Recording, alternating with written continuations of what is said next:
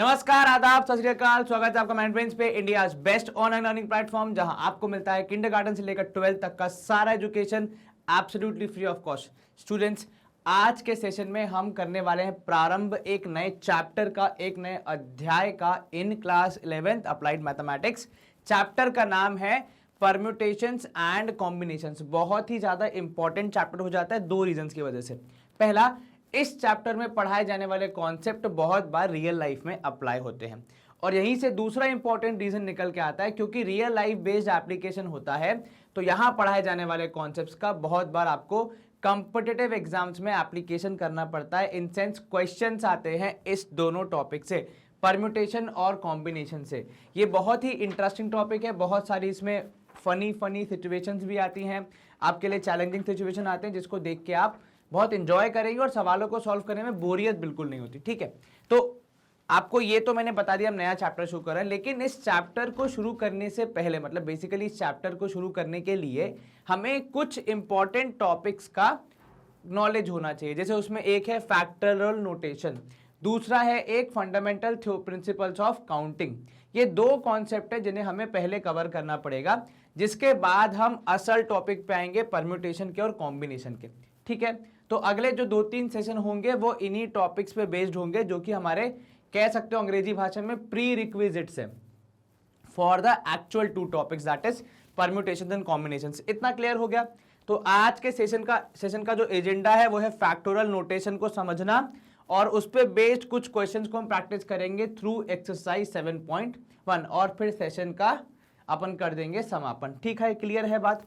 चलिए तो शुरू करते हैं भैया। कहाँ पे? आपके फेवरेट प्लेटफॉर्म माइंडब्रेन्स पे, जहां पे आपको सब कुछ पढ़ाया जाता है, वो भी एब्सोल्युटली फ्री ऑफ कॉस्ट। हाँ, एक रिक्वेस्ट है मेरी आपसे, एज अ गुरु दक्षिणा, ठीक है, मतलब बिल्कुल ही भारतीय संस्कृति के हिसाब से मैं बोल रहा हूं कि गुरु दक्षिणा के तौर पे आप हमें सिर्फ इतना योगदान कर देना कि जब भी आप हमारे किसी टीचर द्वारा किसी भी सेशन में कुछ भी अच्छा लर्न करते हो, ठीक है, तो उसे शेयर कर देना अपने फ्रेंड्स एंड फैमिली में, ताकि वो भी पढ़ सके। क्योंकि भैया देखो, हमारा तो बहुत सिंपल सा फंडा है कि पढ़ेगा इंडिया तभी तो आगे बढ़ेगा इंडिया। हम सब पढ़ेंगे, सब आगे बढ़ेंगे, सब बढ़िया से देश की तरक्की में अपना अपना योगदान देंगे।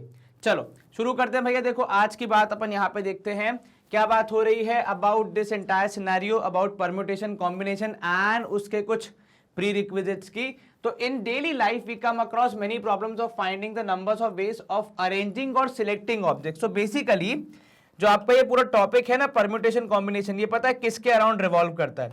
ये रिवॉल्व करता है ये arranging things and selecting things के अराउंड। ठीक है, तो आप जब चीजों को अरेंज या सिलेक्ट करते हैं, उसका जो पूरा मामला बनता है ना, वही हम यहां पे देखेंगे। ठीक है, बेसिकली ये जो दो वर्ड हैं, इनका सिंपल भाषा में अरेंजमेंट और सिलेक्शन ही पूरा मामला होता है। ठीक है, कब आप सिलेक्शन कैसे करते हो और कैसे चीजों को अरेंज करते हैं, वही परम्यूटेशन और कॉम्बिनेशन का मूल उद्देश्य है, मतलब टॉपिक को पढ़ने का। Suppose you have a suitcase with a number lock. ठीक है, बहुत बार आपने देखा होगा सूटकेस में नंबर लॉक होता है। तो अगर हमारे पास कोई एक सूटकेस है जिसमें नंबर लॉक लगा हुआ है, बेसिकली अब हम आपको बताना चाह रहे हैं कहाँ ये टॉपिक या फिर ये कॉन्सेप्ट यूज होता है। ठीक है, तो मान लीजिए आपके पास एक सूटकेस है जिसमें नंबर लॉक लगा है। The number lock has 3 wheels each marked with 10 digits from 0 to 9। ये आपको बेसिक एकदम रियल लाइफ एग्जांपल है, जो कि आप बहुत बार देखते हैं सूटकेस में होता है अपने घरों में सबके पास। वो जो 3 व्हील होते हैं जिसमें नंबर्स लिखे होते हैं 0 से लेकर 9 तक, फिर सेकंड व्हील होता है उसके जस्ट बाजू में 0 से लेकर 9 तक, और थर्ड व्हील होता है 0 से लेकर 9 तक। और हम लोग अक्सर क्या करते हैं, उसमें फिर नंबर्स को लाके लॉक को सेट करते हैं या फिर अनलॉक करते हैं, जो भी आपको करना होगा। The lock can be opened if 3 specific digits are arranged in a particular order with no repetition of digits। ठीक है, मान लो आपने क्या कंडीशन रखी है, जब आपने लॉक का जो की था या जो पासवर्ड था जिससे वो खुलता है, जब आपने वो सेट किया तो आपने क्या बोला कि लॉक तभी ओपन होगा जब आप 3 स्पेसिफिक डिजिट्स को वहां पे अरेंज करेंगे। मतलब वो व्हील को रोटेट कर करके तीनों व्हील्स को एक यूनिक नंबर लेके आएंगे जिसमें रिपीटेशन नहीं है। मतलब फॉर एग्जांपल, अगर पहले व्हील पे 1 आ गया and it is a part of your password, तो बाकी दोनों पे 1 नहीं लाएंगे आप। ठीक है, बाकी दोनों में पासवर्ड पे कोई और नंबर होगा। अगर ऐसी कोई सिचुएशन हमारे समक्ष आ जाती है तो क्या होता है, अब देखो लॉक आपने लगा दिया, लेकिन आप क्या हो गया, आप पासवर्ड को भूल गए, आपने फॉरगॉट कर दिया। अब ये फोन तो है नहीं कि जिसमें आपने अगर पासवर्ड फॉरगॉट कर दिया तो फिर आप किसकी, अपनी आईडी की मदद से या फिर किसी और फीचर की मदद से भी फोन खोल सकते हैं जिसमें ओटीपी वगैरह आता है। ये तो सूटकेस है, इसमें तो ऐसा कुछ हो नहीं सकता। तो आपको क्या करना पड़ेगा, आपको एक क्वेश्चन का आंसर ढूंढना पड़ेगा। What would be the question, कि ऐसे कितने अरेंजमेंट्स हैं जिनको आपको चेक करना पड़ेगा सूटकेस या लॉक ओपन करने के लिए। अब भाई क्या करोगे, जब आपको लॉक आपको याद नहीं है, आपको वो पासवर्ड याद नहीं है, बस आपको इसके बारे में थोड़ी बहुत जानकारी है कि 3 डिजिट का अंक है, कोई भी डिजिट रिपीट नहीं हो रही है, तो अब आपको सोचना है कि भैया ऐसा कितने पॉसिबल पैटर्न हो सकते हैं जो मुझे डाल डाल के देखने पड़ेंगे ताकि मैं उस बैग को या सूटकेस को खोल पाऊं। To answer this question you may immediately start listing all the possible arrangements. यही करोगे, क्या करोगे, जितने पॉसिबल पासवर्ड हो सकते हैं उन सबकी एक लिस्ट बनाना शुरू करोगे। और आपने क्या रखी है कंडीशन, आपको क्या याद है, आपको इतना याद है भैया कि देयर इज नो रिपीटेशन, अर्थात मतलब आपके पासवर्ड में 3 यूनिक नंबर्स हैं, ठीक है। मान लो ये पहला, ये दूसरा, ये तीसरा। नो रिपीटेशन का क्या मतलब होगा, मतलब सर पासवर्ड में जो 3 नंबर्स है, फॉर एग्जांपल 2, 5 एंड 7 हमारा पासवर्ड है, तो क्या 2 कहीं पे रिपीट हो रहा है, नहीं। क्या 5 हो रहा है, नहीं। क्या 7 हो रहा है, नहीं। नो रिपीटेशन का मतलब होता है पासवर्ड में 3 यूनिक नंबर्स है। जैसे बहुत बार लोगों का पासवर्ड क्या होता है, मैंने बहुत बार देखा है लोग फिक्स यही रख लेते हैं 000, होता है कि नहीं होता है, ईमानदारी से बताना। तो बस ये नहीं है, मतलब बेसिकली आपके नंबर्स रिपीट नहीं हो रहे हैं, ठीक है। चलिए अब देखो हम क्या बोल रहे हैं आपसे, but this method of listing the arrangements in is very tedious. Obvious सी बात है, ऐसे कितने सारे नंबर्स होंगे, आप लिखते लिखते थक जाएंगे भैया, उसमें आपको बहुत ज्यादा मेहनत करनी पड़ेगी, बहुत ज्यादा समय लगाना पड़ेगा, बिकॉज जो पॉसिबल आपके ऑप्शंस हैं, जो नंबर्स वहां पे आप डाल सकते हो उसकी कोई लिमिट नहीं है, मतलब वो बहुत सारे होंगे। मतलब मान लो अगर मैं ऐसे आपको हिसाब बताऊं तो रफली जितना मुझे पता है 700 के या 720 के आसपास कुछ होंगे। वो हम टेक्निकली भी समझेंगे कि ये 720 में कैसे लेके आया या किस कंडीशन के तहत हम ये आंसर्स बता सकते हैं, वो सब हमें बेसिकली सीखना है इस पूरे सेशंस में, ठीक है। इन द प्रेजेंट चैप्टर, मतलब हम जो सेशन पढ़ रहे हैं, जो टॉपिक्स हम पढ़ रहे हैं, वहां पे क्या होगा, वहां पे हम यही बेसिक सीखेंगे। कौन से बेसिक, कि भैया कौन सी टेक्निक्स ऑफ काउंटिंग होती हैं, ठीक है, जो कि हमें इस सवाल का जवाब बताने में हेल्प करेंगे, ठीक है। ऐसी कुछ टेक्निक भी होंगी जो कि आपको बता देंगे कि आप पासवर्ड के आसपास पहुंच जाओ, ठीक है। चलिए यहां पे हम करेंगे स्क्रीन को क्लियर। तो ये थोड़ा सा थ्योरी पार्ट था जहां पे आपको मैंने बताया कि कैसे परम्यूटेशन कॉम्बिनेशन आपको हेल्प करता है। अब सुनना एक बात ध्यान से, जो इंपॉर्टेंट वर्ड आपको इस चैप्टर में सुनाई दिया जाएगा बहुत बार, मतलब आप हर बार सुनेंगे, वो वर्ड है फैक्टोरियल, ठीक है। इस वर्ड को समझना, इसका यूटिलाइजेशन समझना, और इसको फिर आप देखोगे कितनी बार वो इस पूरे चैप्टर में यूज होगा। फैक्टोरियल का मतलब क्या होता है, द कंटिन्यूड प्रोडक्ट ऑफ, ये देखना, continued product of first n natural numbers is called factorial और factorial and is denoted by, देखो या तो इस साइन के साथ या फिर n के बाद एक्सक्लेमेशन मार्क, ठीक है। अब ये देखो क्यों लगा वो मैं आपको समझाता हूं कि इसमें एक्सक्लेमेशन मार्क क्यों लगा हुआ है, क्योंकि जब ये कोई कॉन्सेप्ट पढ़ता है ना उसको सही में थोड़ा सा सरप्राइज हो जाता है। जैसे मान लो आपने लिखा, मान लो फॉर एग्जांपल n फैक्टोरियल, मतलब आप क्या कर रहे हो, आप सबसे पहले नेचुरल नंबर से लेकर जहां तक बोला गया है वहां तक सब नंबर्स को मल्टीप्लाई करते जाओगे, ठीक है। इसको लोग अगर रिवर्स ऑर्डर में लिखेंगे तो कुछ ऐसा होगा। नीचे आपके पास एग्जांपल्स देखो दिए हैं, फॉर एग्जांपल अगर कोई बोलता है 3 फैक्टोरियल या 4 फैक्टोरियल फॉर एग्जांपल, तो अगर मुझे बोला गया कि 4 फैक्टोरियल बताओ क्या होगा, तो मैं 1 2 3 4 को मल्टीप्लाई करके बताऊंगा कि 24 आया। तो 4 फैक्टोरियल क्या होता है, 4 फैक्टोरियल होता है 24, ठीक है। अब देखो मैंने लिखा कितना सा था, लिखा सिर्फ मैंने एक ये ऐसे एल बनाया कैपिटल, उसके अंदर 4 लिख दिया, और जो गणित का ज्ञाता है वो व्यक्ति समझ गया कि यहाँ पे 1 से लेकर 4 तक के सारे नेचुरल नंबर्स को मल्टीप्लाई करना है है ना सरप्राइज वाली बात। और अंग्रेजी भाषा में जब कहीं पे आप सरप्राइज होते हैं तो क्या यूज करते हैं, एक्सक्लेमेशन मार्क।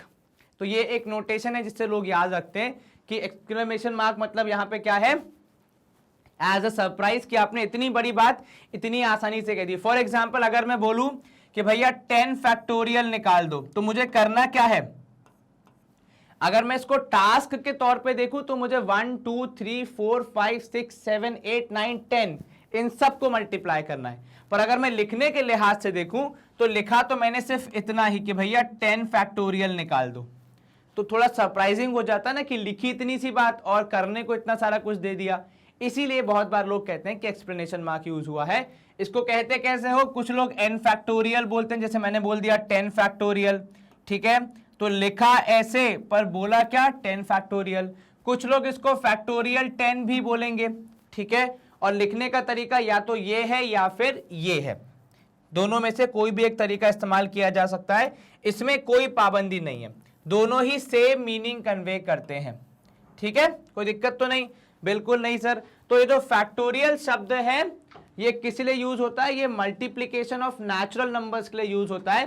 कंडीशन क्या होती है, देखो ध्यान से देखना, सबसे पहली बात तो आप सारे नेचुरल नंबर्स को मल्टीप्लाई करेंगे जहां तक बोला है, और केवल नेचुरल नंबर्स को ही करेंगे। ये नहीं आपका मूड है तो आपने 1 की जगह 1.5 से मल्टीप्लाई कर दिया कि सर किया तो है ना, नहीं, natural numbers from the very beginning till the number we are asked for, ठीक है, इतना क्लियर है जी सर। ये बेसिक अंडरस्टैंडिंग अगर नहीं बनेगी तो बहुत बार कॉन्सेप्ट में आप गलती कर देंगे। चलिए अब यहां देखिए, नोट दैट कुछ लोग इसको रिवर्स में भी लिखते हैं, ठीक है, कि जैसे n फैक्टोरियल मतलब आप क्या कह रहे हो, मतलब आप अगर बड़े नंबर से शुरू करो तो मान लो अगर आपने कहा 10 फैक्टोरियल तो आप बेसिकली इसको रिवर्स ऑर्डर में भी शुरू करते हो, इन सेंस सबसे बड़ा नंबर सबसे पहले की 10 9 8 7 एंड सो ऑन, और वहीं से एक वो निकलता है, एक मीनिंग निकलता है कि जैसे मान लो आपको अगर कम करना है फैक्टोरियल में तो आप एक एक नंबर को बाहर निकालते जाओ। फॉर एग्जाम्पल मैं 10 फैक्टोरियल को ऐसे भी लिख सकता हूं कि इट इज 10 इंटू 9 फैक्टोरियल। मान लो कहीं किसी क्वेश्चन में आ गया 10 फैक्टोरियल और नीचे डिवाइड बाय 10 है, तो मुझे सॉल्व करना है, तो मैं ऐसे कुछ नंबर्स को बाहर निकाल के बाकी फैक्टोरियल को कंटिन्यू कर सकता हूं, ठीक है। पर ये मत करना कि मान लो आपको बोला है 10 फैक्टोरियल तो आपने 7 बाहर निकाल के लिख दिया 9 फैक्टोरियल, ना, ये गलत है। माना कि 10 फैक्टोरियल में 7 आएगा पर लेकिन 9 फैक्टोरियल में 7 आएगा, आपने 7 बाहर निकाल के गलत कर दिया है। This is not acceptable, this is not correct, ठीक है। ये बहुत बेसिक सर है, बहुत लोग कर देते हैं कि सर आपने भी तो 10 बाहर निकाला, मुझे 7 की जरूरत थी, मैंने 7 बाहर निकाल दिया। अरे भैया किसको बाहर निकाल रहे हो वो देखो और उसको फिर अंदर से हटाओ ना। आपने 9 फैक्टोरियल में भी 7 जोड़ लिया, आगे भी 7 जोड़ लिया और जो 10 था उसको गायब कर दिया, तो इस तरीके से बात नहीं बन सकती, ठीक है, ये आपको ध्यान रखना। यहां पे भी देखो वो एक एक करके बोल रहा है, आपको जितना कम करना है आप कर सकते हो, कोई दिक्कत नहीं है, ठीक है। मीनिंग ऑफ 0 फैक्टोरियल एक स्पेशल चीज जो कि बहुत बार एमसीक्यूज में भी पूछी जाती है और आपको पता होनी चाहिए कि चलो आपने तो बोला फैक्टोरियल में नेचुरल नंबर्स आते हैं, ठीक है। आपको अगर ध्यान हो, हमने जो पिछले स्लाइड में डेफिनेशन पढ़ी वहां पे लिखा था n नेचुरल नंबर्स, तो नेचुरल नंबर्स में 0 तो नहीं आता, लेकिन अब 0 भैया गणित का इतना इंपॉर्टेंट हिस्सा है कि उसे हम भूल नहीं सकते, उसे हमें रखना तो पड़ेगा कहीं ना कहीं। तो इसीलिए हमने क्या किया कि 0 फैक्टोरियल की भी थोड़ी सी हमने कार्रवाई देख ली। अब देखो, according to the above definition, मतलब जो हमने पढ़ी है फैक्टोरियल की डेफिनेशन, उसमें 0 फैक्टोरियल का कोई सेंस नहीं बनता। Why so? Because sir factorial की डेफिनेशन में आ जाता है नेचुरल नंबर्स, और 0 नेचुरल नंबर नहीं है, 0 होल नंबर फैमिली का पार्ट है, उसको नेचुरल नंबर फैमिली में शामिल नहीं किया गया है। इसीलिए 0 फैक्टोरियल का कोई सेंस नहीं बनता। पर क्योंकि 0 एक इंपॉर्टेंट सदस्य है हमारे गणित का और उसको हम नाराज नहीं कर सकते, इसलिए हमने यहां पे 0 फैक्टोरियल को 1 के बराबर बोल दिया है। तो कहीं पे अगर 0 फैक्टोरियल आता है, कृपया उसे 0 ना लिखें, वो 1 के बराबर होगा। बहुत लोग पता है वरना क्या बोलते हैं कि सर 0 फैक्टोरियल मतलब 0 से मल्टीप्लाई करना है, एवरीथिंग वुड बी 0, पर ऐसा नहीं है, क्योंकि जीरो फैक्टोरियल यहां पे हम क्या कहते हैं, मैथमेटिशियंस ने रिसर्च करके सोचा कि जीरो फैक्टोरियल को ऐसे जीरो बोल देंगे तो हमारा बहुत बड़ा नुकसान हो जाएगा, इसलिए हमने जीरो फैक्टोरियल को 1 के बराबर कंसिडर कर लिया है। It will be clear from the subsequent work why we make this convention. ठीक है, ऐसा हमने क्यों किया वो भी हम आपको आगे एक्सप्लेन करेंगे, ऐसी बात नहीं है। When n is a negative integer और a fraction, n factorial is not defined. अगर आपने आउट ऑफ क्यूरियोसिटी क्या कर दिया, नेगेटिव इंटीजर्स को या फिर फ्रैक्शंस को फैक्टोरियल में ले आए तो वो नॉट डिफाइंड की कैटेगरी में आ जाता है। ठीक है, तो क्योंकि हमने जब भी फैक्टोरियल की डेफिनेशन दी है हमेशा नेचुरल नंबर्स की बात की है, इसीलिए नेगेटिव इंटीजर और फ्रैक्शन को हम नहीं शामिल करेंगे। देखो होता क्या है, जैसे आपने जीरो को कुछ बोला, जीरो को शामिल किया, तो फिर अब जीरो के पीछे वाले बोलेंगे हमें भी बुला लो भैया, हमको भी इस पार्टी को ज्वाइन करना है। तो इन्होंने पहले से बोल दिया कि नहीं, हद से हम जीरो को एडजस्ट कर पा रहे उतना ही बहुत है, आप लोग नॉट डिफाइंड हैं, मतलब आप लोग इसमें इन्वाइटेड नहीं है। ठीक है, ये बात का ध्यान रखिएगा। चलिए यहां पे हमारे पास कुछ एग्जांपल्स आ गए प्रोबेबली, जी हाँ बिल्कुल, इनको हम सॉल्व करेंगे और फिर अपना कार्रवाई को आगे बढ़ाएंगे। चलिए सबसे पहला क्वेश्चन है यहां पे हमारे समक्ष, क्या बोल रहा है हमसे कि आपको 9 फैक्टोरियल को 6 फैक्टोरियल और 3 फैक्टोरियल से डिवाइड करना है। चलिए कैसे सॉल्व करेंगे इसको, तो देखो हमने पढ़ा है कि हम 9 फैक्टोरियल में से 9, 8 और 7 को बाहर निकाल सकते हैं और बाकी पूरे को एज 6 फैक्टोरियल रिप्रेजेंट करेंगे। ठीक है, जब भी आप नंबर्स को बाहर निकाल रहे हैं फैक्टोरियल के तो डिक्रीजिंग ऑर्डर में ही निकालते हैं। ठीक है, इससे मुझे एडवांटेज क्या होगा, इससे मुझे ये एडवांटेज होगा कि जो डिनोमिनेटर में 6 फैक्टोरियल है वो इजीली कैंसिल हो जाएगा और साथ में एक 3 फैक्टोरियल है जिसको हम थोड़ा बाद में एक्सप्लोर करेंगे। ठीक है, तो मैंने सॉल्व करने के लिए क्या सबसे पहला स्टेप उठाया, मैंने 9 फैक्टोरियल को ब्रेक किया इंटू 9 इंटू 8 इंटू 7, उसके बाद 6 5 4 3 2 1 थे जिसको हम 6 फैक्टोरियल भी कह सकते हैं, इसलिए हमने यहाँ पे 6 फैक्टोरियल लिख के 6 फैक्टोरियल से पूरा का पूरा कैंसिल कर दिया, क्योंकि 6 फैक्टोरियल जो ऊपर है वो वही मीनिंग कैरी कर रहा है जो 6 फैक्टोरियल यहाँ पे नीचे कर रहा है, कुछ खास फर्क दोनों में नहीं है। अब आप क्या कर सकते हैं, इसको फर्दर आप लिख सकते हैं 9 इंटू 8 इंटू 7 अपॉन, यदि आपको 3 फैक्टोरियल याद है तो वो लिख लो, वरना 3 इंटू 2 इंटू 1 लिखोगे तो भी आपको कोई बुरा नहीं मानेगा। यहां पे अब आप कैंसिलेशन करेंगे थोड़ा सा, तो 3 से 9 गया आपको मिलेगा 3, 2 से 8 गया आपको मिलेगा 4 और 1 से तो क्या ही होगा।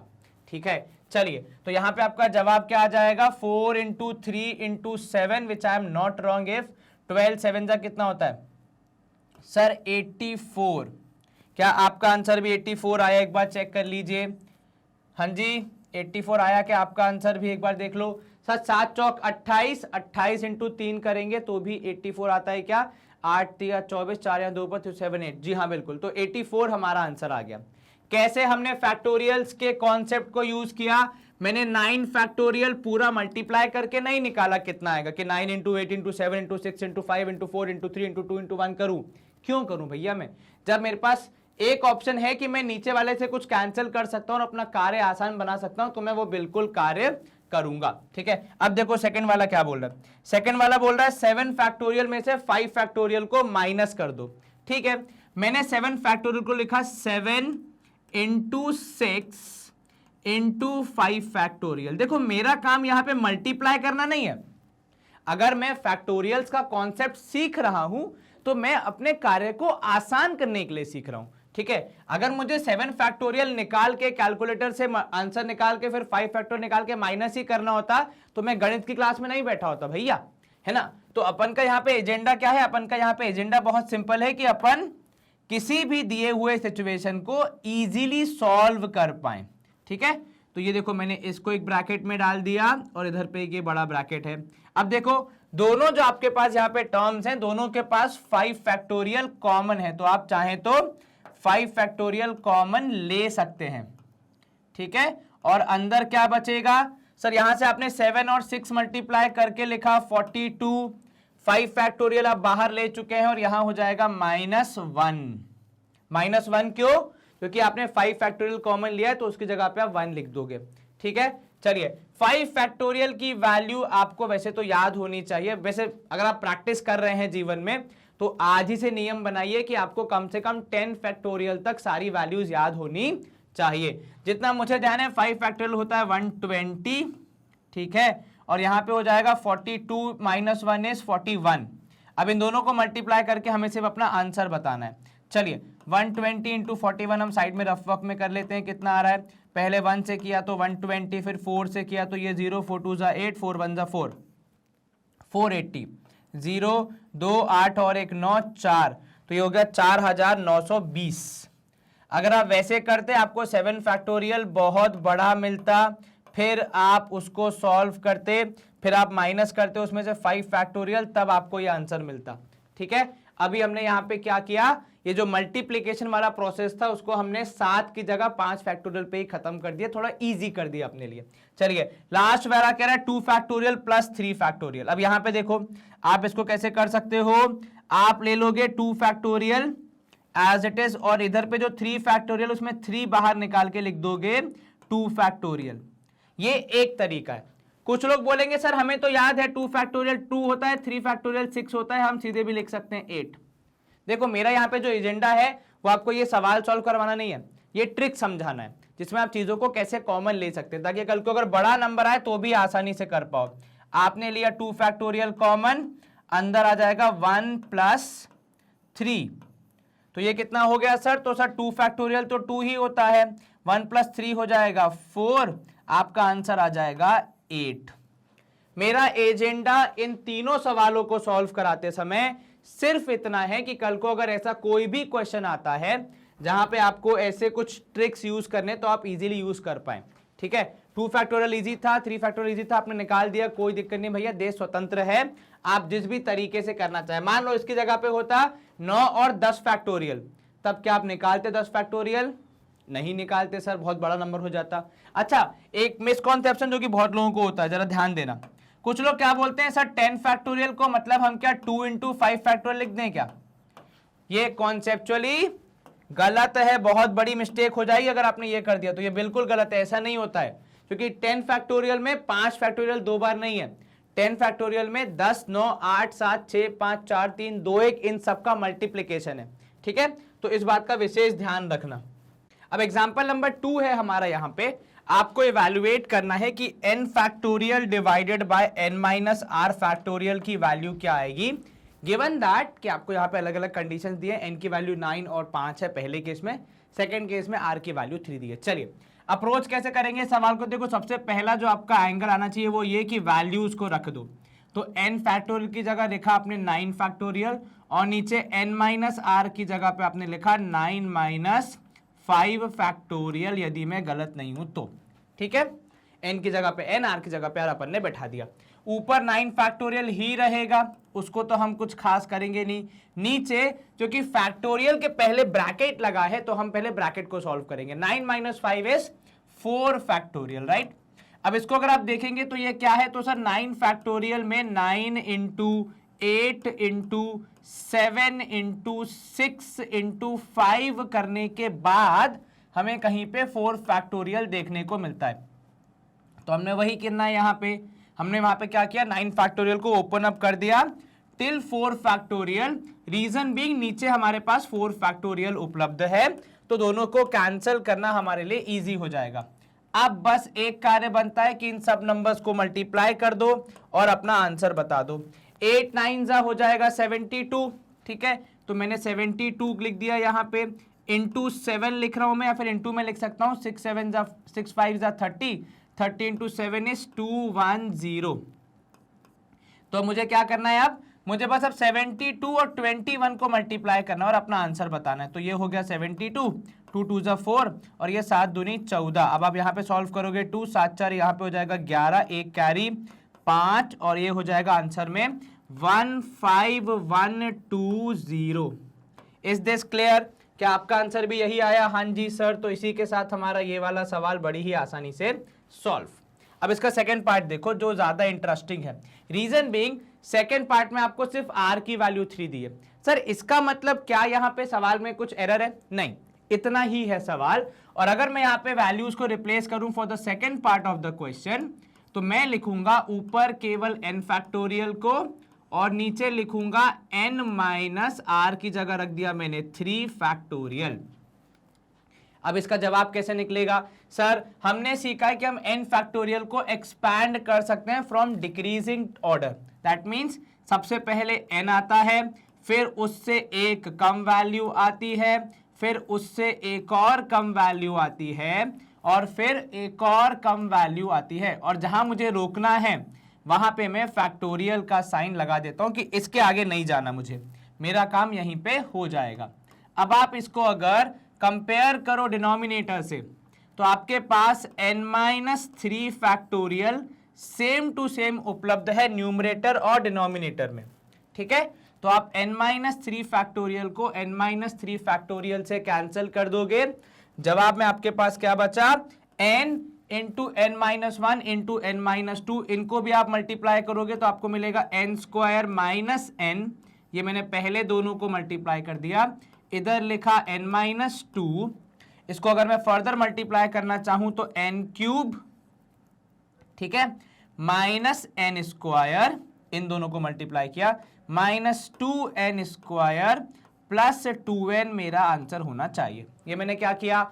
दोनों ब्रैकेट्स को मल्टीप्लाई किया, n स्क्वायर को n से मल्टीप्लाई किया, n क्यूब आया, माइनस n को n से मल्टीप्लाई किया, माइनस n स्क्वायर आया, फिर माइनस n को 2 से, ये n स्क्वायर को 2 से मल्टीप्लाई किया, माइनस 2n स्क्वायर आया, और माइनस n को माइनस 2 से मल्टीप्लाई किया, प्लस 2n आया।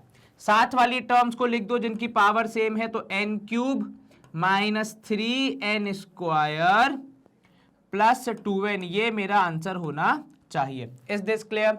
कहीं कोई दिक्कत तो नहीं? जरा सी भी नहीं सर, इजीली सारी चीजें कैंसिल हो गई। अब आप करोगे स्क्रीन को क्लियर। सेकेंड एग्जाम्पल भी हमने सॉल्व कर लिया। ट्रिकी क्वेश्चन कौन सा था इसका? Second part. तब यहां पे आपको क्या बोल रहा है? देखो थर्ड वाले में कन्वर्ट करो इनटू फैक्टोरियल्स। ठीक है, अब यहां देखना, अब मैं पहले वाले पार्ट को अगर देखूं तो वो है 5 6 7 8 9। ठीक है, अगर मैं यहां पे इसको कंपेयर करूं फैक्टोरियल से, तो देखो 9 8 7 5 6 इस तरीके से जा रहा है, 9 8 7 6 5। तो जो नंबर है मैं उसको 9 फैक्टोरियल लिख सकता हूं क्या? सर ये 9 फैक्टोरियल पूरा नहीं है। क्यों? क्योंकि इसमें 4 3 2 1 नहीं है। ठीक है, तो मतलब अगर आप इमेजिन करें सिचुएशन को, ऐसा कब हुआ होगा? सर ऐसा तब हुआ होगा जब आपके पास उपलब्ध थे 9 और फिर 8 और फिर 7 और फिर 6 और फिर 5। तो देखो क्योंकि मुझे फैक्टोरियल लाना है तो मैं क्या करूंगा? इसको कंप्लीट करूंगा। कंप्लीट करने के लिए यहां पे into 4 into 3 into 2 and into 1 करना पड़ेगा। अब नियम क्या कहता है गणित का कि अगर आप किसी नंबर को किसी दूसरे नंबर से मल्टीप्लाई कर रहे हैं तो बैलेंस करने के लिए उसे डिवाइड भी कीजिए। तो जो मैंने 4 3 2 1 ऊपर मल्टीप्लाई किया है वही 4 3 2 1 मैं नीचे भी लिख दूंगा।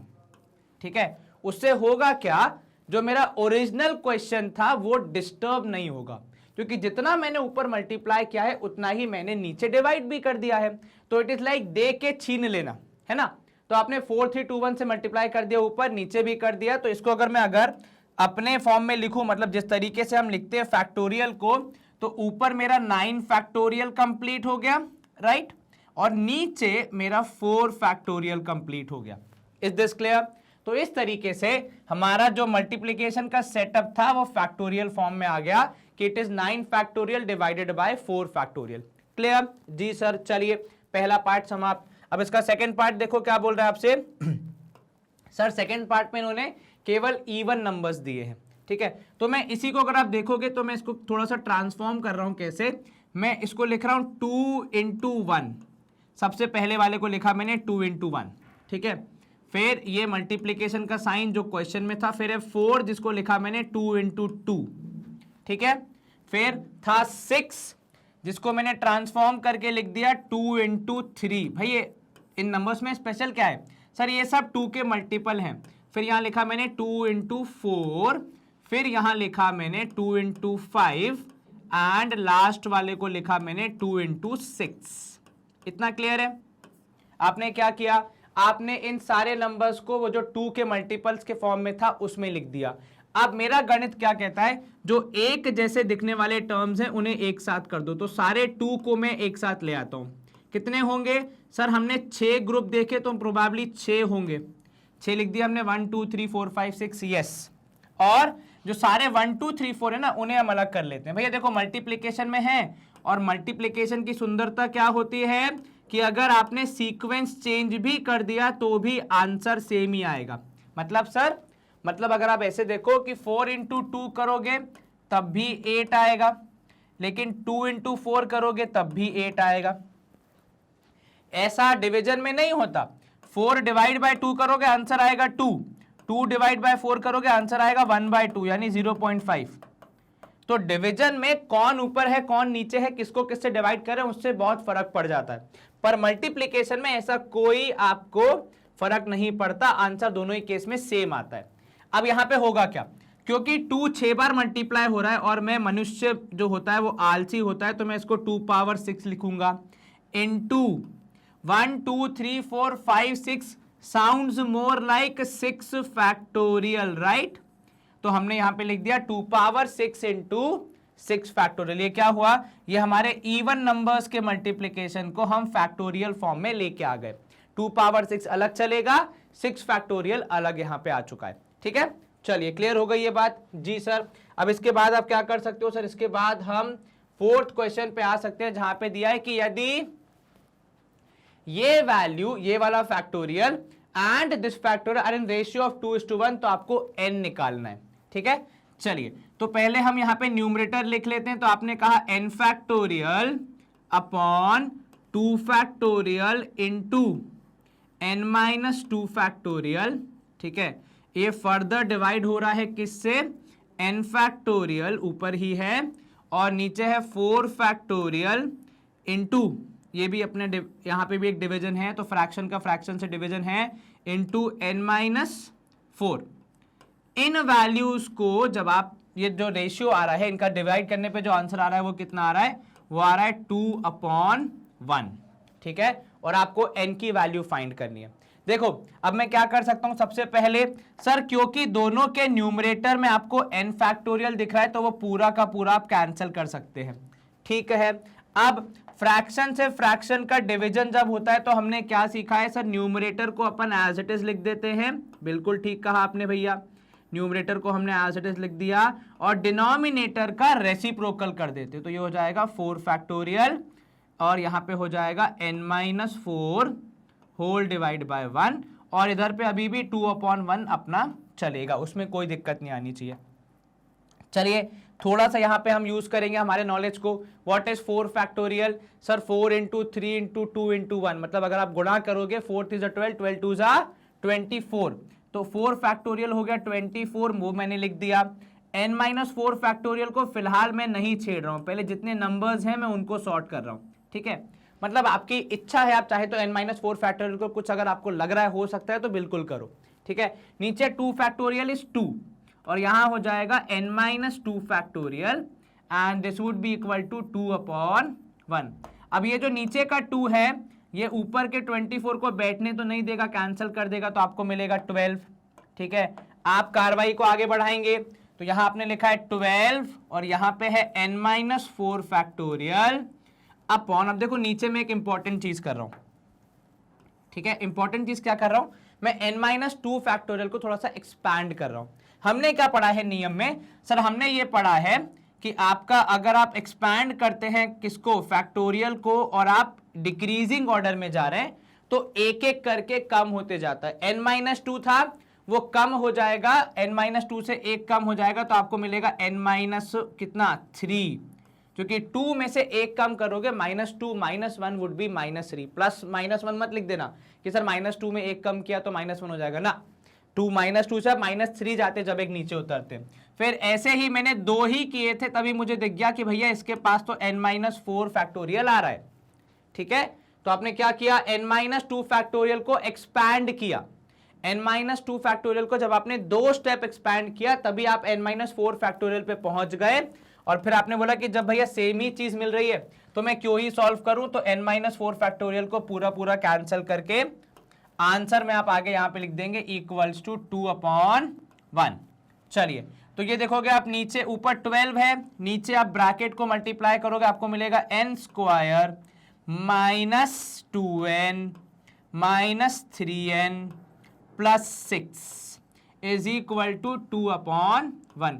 अगर दो फ्रैक्शन बराबर हैं तो उनके न्यूमरेटर के बीच में दोस्ती होती है, तो ये 2 और ये भाई साहब जो 6 है ये आपस में कैंसिल हो जाएंगे। ठीक है, क्या बचा आपके पास? सर यहां बचेगा 6 और ये क्रॉस मल्टीप्लाई होगा तो 6 इक्वल टू n स्क्वायर, ये 2 और 3 को मैं साथ में जोड़ के लिख रहा हूं माइनस 5n प्लस 6। इतना क्लियर है?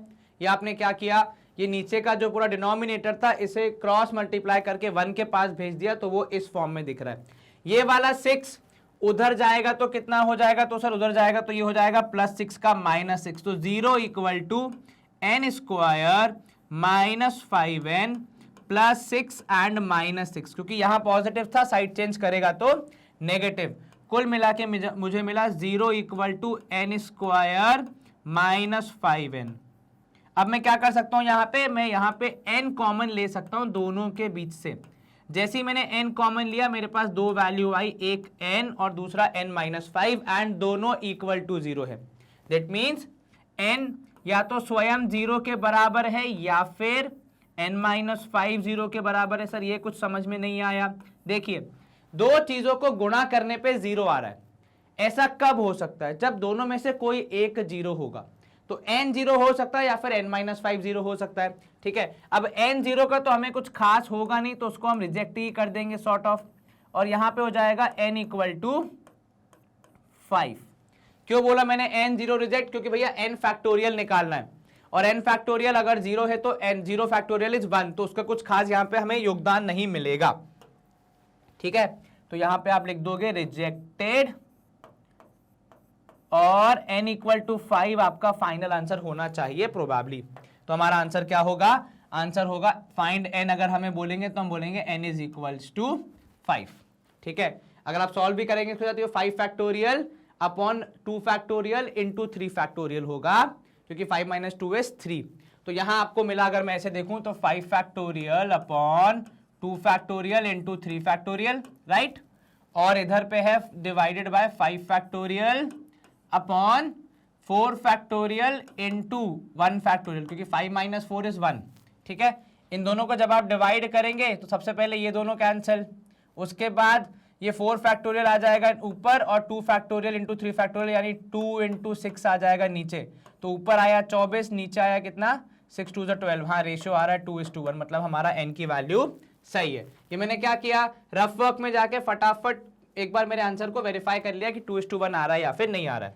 चलिए, इतना क्लियर है? हाँ जी सर, कहीं कोई दिक्कत तो नहीं? जरी सी भी नहीं सर। चलिए हम करेंगे स्क्रीन को clear and let's move to next question. Fifth हमारा एग्जांपल हमें बोल रहा है कि आपको प्रूफ करना है कि अगर 2n का आप फैक्टोरियल करेंगे तो आपको रिजल्ट कुछ इस फैशन में मिलेगा। चलिए, तो हम शुरू कहां से करेंगे? तो सबसे पहले हम भैया बात करेंगे 2n फैक्टोरियल की। तो 2n factorial would be equal to कितना? तो सर अगर हम इसको स्प्रेड आउट करें, मतलब बेसिकली एक्सपैंड करें, तो ये हो जाएगा 1 into 2 into 3 into 4 and so on, ऐसे ही कंटिन्यू चलता रहेगा। कहां तक? सर इसमें 2n तक जाना है, तो बीच में हो सकता है एक n-1 भी आएगा, एक n भी आएगा, और आगे बढ़ोगे आप और लास्ट तक जाओगे तो आपको सबसे लास्ट में मिलेगा 2n, और उसके पहले एक कम कर दोगे तो 2n-1। ठीक है, ये क्लियर है? क्या बोला आपने? यहां पे हमने 2n फैक्टोरियल को एक्सपैंड करते हुए सारी टर्म्स को यहां पे लिखा। अब समझने वाली बात यहां पे क्या है, देखो आपको प्रूफ क्या करना है कि ये इस पर्टिकुलर चीज के बराबर है। तो भैया जब हमें दिया है कि इसके बराबर प्रूफ करना है तो हम उसका यूज क्यों नहीं करेंगे? ठीक है ना। अब उसका यूज देखो कैसे होगा। सबसे पहले मैंने देखा कि उन्होंने क्या काम किया है, उन्होंने ऑड नंबर्स को अलग कर दिया। ये देखो 1 3 5 7 यहां तक ये सारे क्या हैं? ये 2n-1 तक ऑड है। आपको कैसे पता सर ये 2n-1 भी ऑड है? देखो 2n का मतलब हो गया 2 से किसी चीज को मल्टीप्लाई करना। जैसे ही आप किसी चीज को 2 से मल्टीप्लाई करोगे वो इवन हो जाएगी, लेकिन उसमें से अगर 1 माइनस कर दोगे तो even -1 would give you a odd number, right. तो यहां पे हम क्या करेंगे, सबसे पहले स्टेप में ऑड नंबर्स को अलग कर देंगे।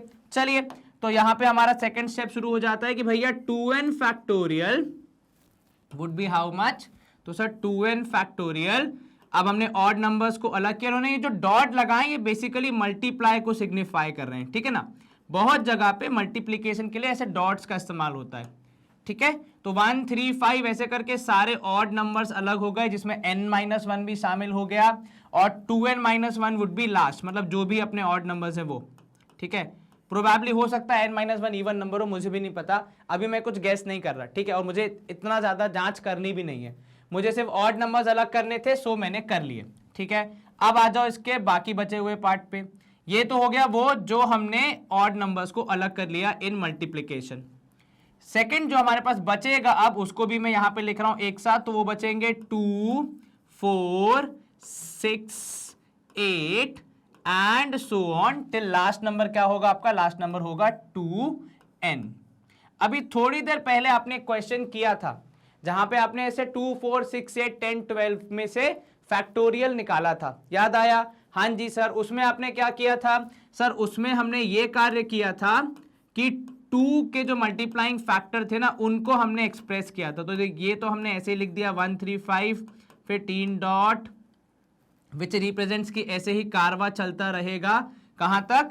तो वो चलेगा भैया आपके इस वैल्यू तक, 2n-1 तक, और ये आपने यहां पे ब्रैकेट क्लोज किया। इधर पे आप क्या करोगे? इधर पे आप इनको अलग अलग करोगे, इन सेंस 2 × 1 लिखा आपने एक बार, ठीक है। फिर 4 को लिखा आपने 2 × 2, फिर आपने लिखा 6 को 2 × 3, ठीक है।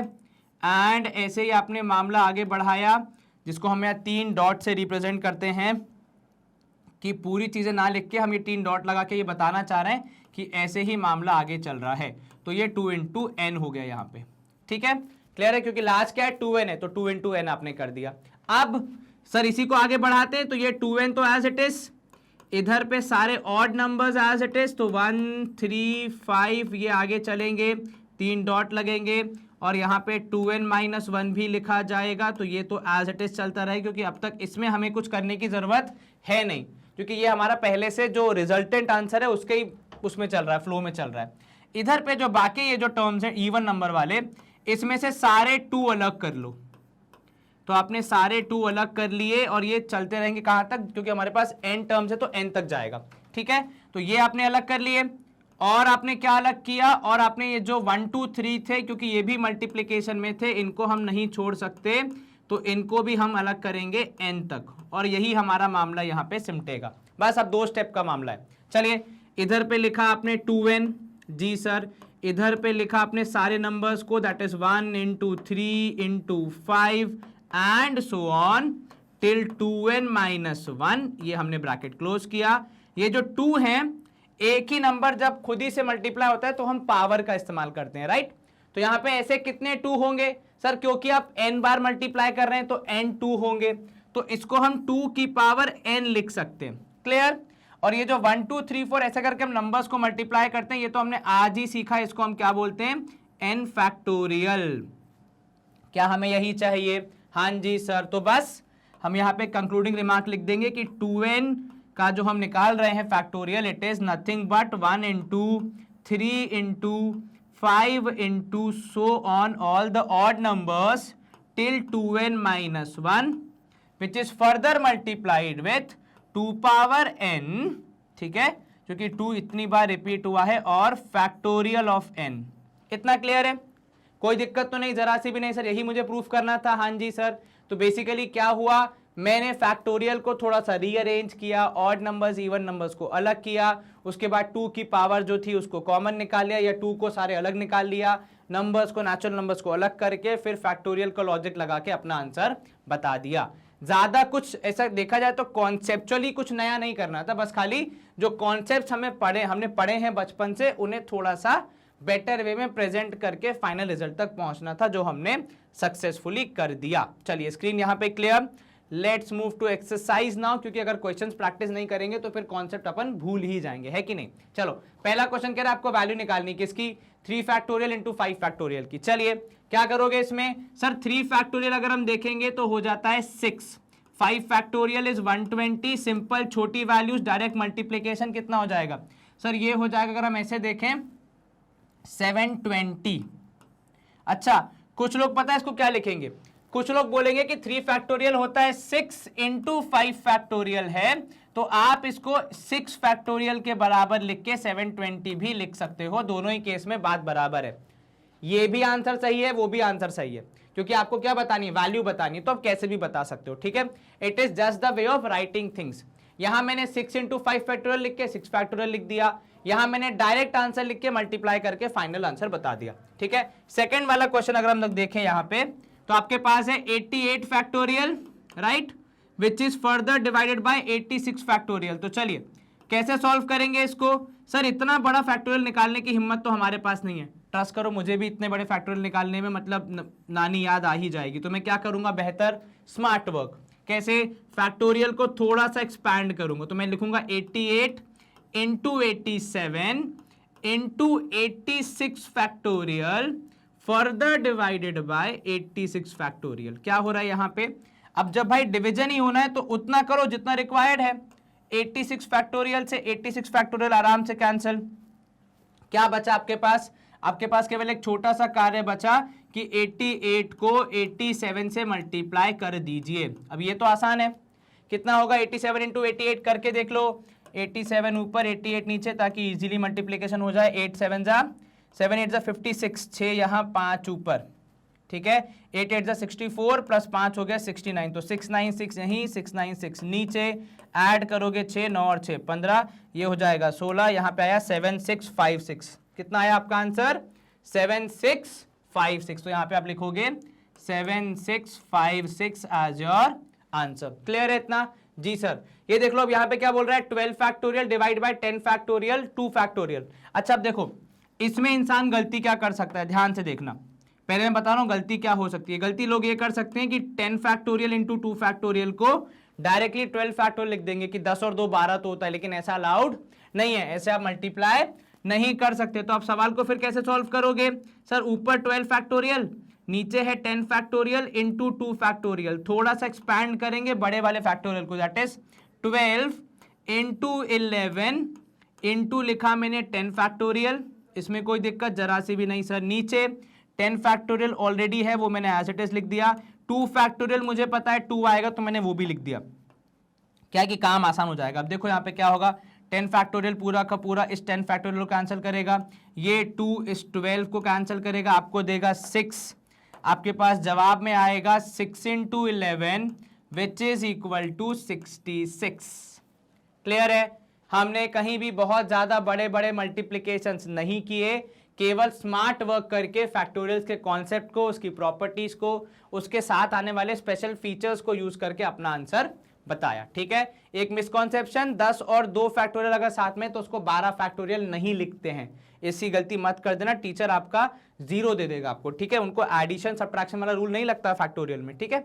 चलो अब देखो यहाँ पे इसी का चौथा पार्ट और साथ ये है अपना 9 factorial minus 8 factorial upon 7 factorial. अब मुझे क्या एक्चुअली 9 और 8 फैक्टोरियल निकाल के माइनस करना चाहिए, नहीं सर, तो क्या करना चाहिए फिर इस केस में, देखो हम सबसे पहले क्या करेंगे, इसको लिखेंगे हम 9 इंटू 8 फैक्टोरियल, ठीक है, फिर उसमें करेंगे minus of 8 factorial and further it is divided by 7 factorial. अब इससे क्या होगा, आप न्यूमरेटर में से सबसे पहले 8 फैक्टोरियल कॉमन लेंगे, अंदर आपको मिलेगा 9 माइनस 1। क्यों, क्योंकि आपने 8 फैक्टोरियल बाहर ले लिया तो 9 अकेला बच गया, वहां 8 फैक्टोरियल अकेला था इसलिए 1 हो गया। नीचे है 7 फैक्टोरियल। अब मैं क्या करूंगा, एक स्टेप और आगे बढ़ूंगा, 8 फैक्टोरियल को थोड़ा सा एक्सपैंड करूंगा, तो 8 इंटू 7 फैक्टोरियल और ब्रैकेट के अंदर 9 माइनस 1 को माइनस करके 8 लिख दूंगा। नीचे 7 फैक्टोरियल अभी भी है, यहां पे हम क्या कर सकते हैं, 7 फैक्टोरियल को 7 फैक्टोरियल से कैंसिल करेंगे। ये आप में से कुछ लोग बोलेंगे सर ये पहले क्यों नहीं किया हमने, क्योंकि भैया पहले सब्ट्रैक्शन में थे, ठीक है, तो आपने कॉमन लेके जब सब कुछ मल्टीप्लीकेशन मोड में आया है तब कैंसिलेशन किया है। कुल मिला के बचा के आपके पास सर ऊपर 2 8 दिख रहा है मेरे को, तो भैया उनके बीच में मल्टीप्लीकेशन का साइन भी तो है, वो भी तो देखो, तो आंसर आएगा 64। ये मत करना कि वो 8 जोड़ के 88 लिख दो, ऐसा नहीं है भैया, बस की सीट थोड़ी कि आजू बाजू में बैठ गए तो साथ में ही जा रहे हैं ना, मल्टीप्लीकेशन है बीच में। अब यहां देखो n प्लस 2 और n प्लस 1 फैक्टोरियल, ये थोड़ा सा कॉन्सेप्ट के साथ खेलने का प्रयास करते हैं। नियम क्या कहता है कि अगर आप एक टर्म बाहर निकालते हैं सबसे बड़ी वाली, तो बाकी में -1 करके फैक्टोरियल चलते रहता है। तो अगर आपको इसमें देखो दिक्कत हो रही तो पता है क्या करो, फैक्टोरियल के अंदर लिखो 9 + 2, लेकिन क्योंकि आपने उसको बाहर निकाल लिया है तो एक कम करना पड़ेगा, तो -1 होल डिवाइड बाय नीचे है अभी भी n+1 फैक्टोरियल। चलिए, तो यहां पे आपके पास आया n+2 बाहर, अंदर फैक्टोरियल में आया n+1, ठीक है, whole divide by factorial of n+1। अब आप क्या करेंगे, अब आप ये करेंगे भैया n+1 को n+1 से सीधे सीधे कैंसिल कर दो, क्योंकि वो फैक्टोरियल के साथ है। कुल मिला के बच गया अपने पास केवल n+2, तो वो हमारा आंसर होना चाहिए। Is this clear? यहां तक समझ में आ गया? जी सर, बड़ी आसानी से हमारे पहले क्वेश्चन के 5 पार्ट समाप्त हो गए। हम करते हैं स्क्रीन को clear and let's move to next question. चलिए, सेकंड क्वेश्चन हमारा हमसे क्या बोल रहा है कि आपको ये n factorial upon n-r factorial evaluate करना है। ये क्यों सिखाया जाता है मैं आपको वो भी बता दूं, क्योंकि ये जो है, ये अपना जो ये कैलकुलेशन है, ये आगे फॉर्मूलाज में या फिर आगे परम्यूटेशन एंड कॉम्बिनेशन के क्वेश्चंस में बहुत काम आता है। ठीक है, परम्यूटेशन, अब मजाक मत उड़ाना कि सर आपने परम्यूटेशन बोल दिया, मैं उसको वैसे ही बोलता हूँ प्यार से। ठीक है, चलो, अपन की n की वैल्यू है 6, तो सबसे पहले पार्ट में फॉर्मूला जो हमें दिया गया है उसके हिसाब से ऊपर लिखेंगे 6 फैक्टोरियल और नीचे लिखेंगे ब्रैकेट के अंदर 6 - 2 फैक्टोरियल। यहां तक कोई दिक्कत जरा सी भी नहीं सर। 6 फैक्टोरियल ऊपर एज इट इज, नीचे हम क्या करेंगे सर, पहले ब्रैकेट को सॉल्व करेंगे फिर फैक्टोरियल पाएंगे। 6 - 2 इज 4, तो आपने लिखा 4 फैक्टोरियल। अब हम फर्दर सॉल्व करेंगे इसको, 6 फैक्टोरियल को थोड़ा सा एक्सपैंड करेंगे, 6 × 5 × 4 फैक्टोरियल डिवाइडेड बाय 4 फैक्टोरियल। अब आप इसको कैंसल आउट करोगे, 4 फैक्टोरियल को 4 फैक्टोरियल से जैसे ही आपने कैंसल आउट किया, आपके पास बचा 6 × 5। ये तो हमारे घर के छोटे छोटे बच्चों को भी पता होता है कि 6 पंजे यानी 6 5 होता है 30, और वो हमारा आंसर होगा। इसका सेकंड पार्ट भी देख लेते हैं एक बार यहीं पे। सेकंड पार्ट आपसे क्या बोल रहा है कि भैया अब की बार n की वैल्यू है 10 और r की वैल्यू है 4, तो फॉर्मूला में जब हम रखेंगे तो ऊपर आएगा 10 फैक्टोरियल, नीचे आ जाएगा 10 - 4 factorial. Easy, good to go? Yes sir. क्या कहता है रूल सर, ऊपर तो एज इट इज रहेगा, नीचे वाला जो है उसमें पहले हम क्या करेंगे, माइनस कर लेंगे, तो हमारे पास यहां पे आ जाएगा 6 फैक्टोरियल, बिकॉज 10 - 4 इज 6। अब आप क्या करोगे सर, अब हम ये कर सकते हैं कि 10 फैक्टोरियल को ओपन करें, एक्सपैंड करें टिल अ सर्टेन लिमिट, तो 10 × 9 × 8 × 7 × 6 फैक्टोरियल होल डिवाइडेड बाय नीचे आप कहेंगे 6 फैक्टोरियल। ठीक है, 6 से फैक्टोरियल से 6 फैक्टोरियल डायरेक्टली कैंसल आउट हो जाएगा। अब हमारे पास बचे 10 × 9 × 8 × 7 करने का थोड़ा सा मेहनत। तो देखो 7 8 जा होता है 56, 56 × 9 करोगे आपको मिलेगा, I think if I am not wrong, 504, right. उसमें इंटू 10 कर दोगे तो आपका आंसर आएगा 5040। एक बार फिर से, 7 × 8 इज 56, 56 × 9 करोगे तो आपको मिलेगा 504, 504 × 10 करोगे आपका आंसर आएगा 5040। चलिए यहां पे स्क्रीन क्लियर करते हैं क्योंकि हमारे दोनों पार्ट्स हो गए हैं। Third part of the question में यही कंटिन्यू करना है, नहीं दूसरा फॉर्मूला है। चलिए, third part of the question कह रहा है यहां पे थर्ड क्वेश्चन में कि फॉर्मूला थोड़ा सा चेंज कर दिया है, कोई दिक्कत नहीं है, जो वैल्यूज दी हैं बस उनको रख के हम सॉल्व करेंगे। चलिए सबसे पहला पार्ट देखते हैं इसका। हमारा पहला पार्ट कह रहा है कि n की वैल्यू रखो 5 और r की वैल्यू रखो 2। तो n की वैल्यू ऊपर रखी हमने 5 फैक्टोरियल, नीचे रखा हमने r की जगह पे 2, तो 2 फैक्टोरियल, और ब्रैकेट के अंदर आएगा n - r यानी 5 - 2 factorial. Good to go? Yes sir. अभी हम डायरेक्टली सॉल्व करने की ओर नहीं जंप करेंगे, पहले हम सबको फैक्टोरियल फॉर्म में लाएंगे। 5 factorial, 2 factorial multiplied with 3 factorial. अब समझदारी कहती है कि 5 फैक्टोरियल को थोड़ा सा एक्सपैंड कर दो, तो आपने लिखा 5 × 4 × 3 फैक्टोरियल, नीचे था 2 फैक्टोरियल जिसको मैं डायरेक्टली 2 लिख रहा हूं और साथ में 3 फैक्टोरियल चल ही रहा है। 3 फैक्टोरियल हो जाएगा कैंसल आउट पूरी तरीके से, और ये 2 कर देगा 4 को कैंसल, यहां पे आ जाएगा 2। फाइनल आंसर के लिए आपको 5 और 2 का गुणा करना है, मल्टीप्लाई करना है, आंसर आ जाएगा 10। क्लियर है? Good to go. बहुत जल्दी होने वाले क्वेश्चन है, लेकिन आपको ये ध्यान रखना है कि यहाँ पे आपका जो अटेम्प्ट है इन क्वेश्चंस को सॉल्व करने का वो ये है कॉन्सेप्चुअल क्लैरिटी अबाउट फैक्टोरियल्स, ठीक है।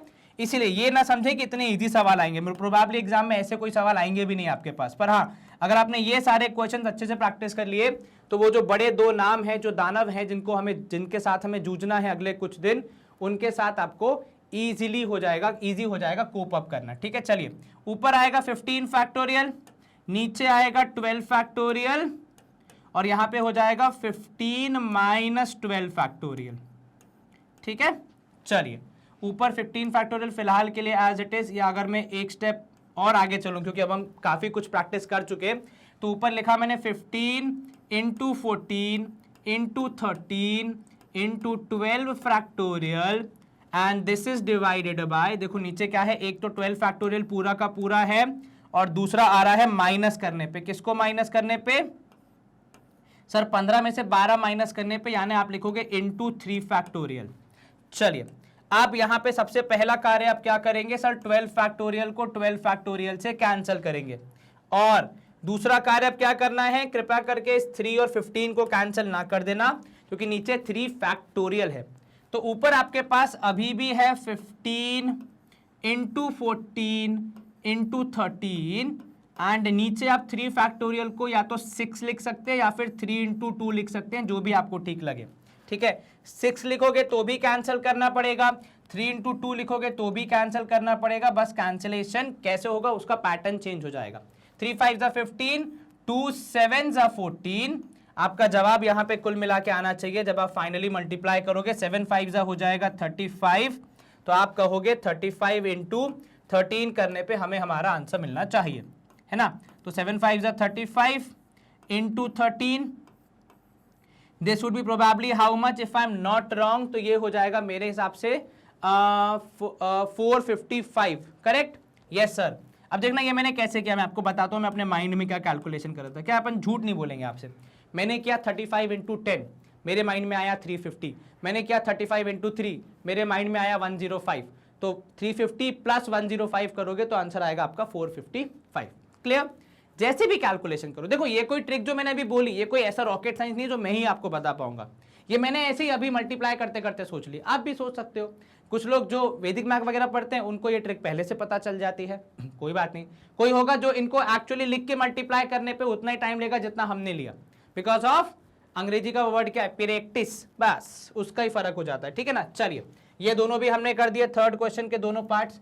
Let's move to fourth question, हमें इन्हें कंबाइन करना है एज फैक्टोरियल्स, लाइक कन्वर्ट करना है इनटू फैक्टोरियल्स। तो अभी फैक्टोरियल्स का कोई नामो निशान नहीं दिख रहा है, कैसे कन्वर्ट करेंगे सर? तो सबसे पहला वाला देखिए, उसको हम क्या कर रहे हैं, मैं लिख रहा हूं इसको 3 इंटू 1, भाई लिखा तो वो 3 है, पर अगर मैं 3 इंटू 1 लिख दूंगा तो कुछ गलत तो नहीं है। 6 को लिखा मैंने, यहां पे आप देखोगे तो 3 इंटू 2, ठीक है। उसके बाद मैंने 9 को लिखा यहां पे 3 इंटू 3, उसके बाद मैंने लिखा 12 को, कितना 12 को लिखा मैंने 3 into 4, then I wrote 3 into 5 and last में मैंने लिखा 3 इंटू 6, ठीक है। इसका मुझे क्या एडवांटेज होगा, अब मैं ये क्या करूंगा, देखो मैं सारे 3 को एक साथ लिख दूंगा, है ना। तो मेरे पास 1 2 3 4 5 और ये 6 3 आ गए, है ना। ये मैंने ब्रैकेट में अलग बंद कर दिए, क्योंकि मल्टीप्लिकेशन हो रहा है तो मैं सीक्वेंस चेंज कर सकता हूं। तो मेरे प्रेफरेंस के हिसाब से मैंने 1 2 3 4 5 6 पूरे 3 जो हमारे 3 थे, जो हमारे 6 वो लिख दिए 6 के 6, फिर मैंने 1 2 3 4 5 6 को अलग लिख दिया, ठीक है। और क्योंकि मैंने ब्रैकेट लगाए तो बेसिकली मैं वहां पे ये भी दर्शा रहा हूं कि इनका मल्टीप्लिकेशन अभी भी चल रहा है। Now this is nothing but what, 3 power 6। जब एक नंबर को स्वयं से मल्टीप्लाई किया जाता है बार बार, तो हम लिखने की जगह स्मार्ट वे में उसको लिखते हैं 3 पावर 6, जिससे किसी को भी समझ में आ जाए कि यहाँ पे 3 को 3 से 6 बार मल्टीप्लाई किया है। इनटू यहाँ पे क्या होना चाहिए सर, 1 2 3 4 5 6 को हम मोर कॉमनली 6 फैक्टोरियल के नाम से जानते हैं। तो यहाँ पे हम क्या लिख सकते हैं, यहाँ पे हम लिख सकते हैं इसको 3 power 6 into 6 factorial. Is this clear? कहीं कोई दिक्कत तो नहीं सर? जरा से भी नहीं, आराम से हो गया यहाँ पे। तो इसका आंसर आएगा 3 पावर 6 इंटू 6 फैक्टोरियल।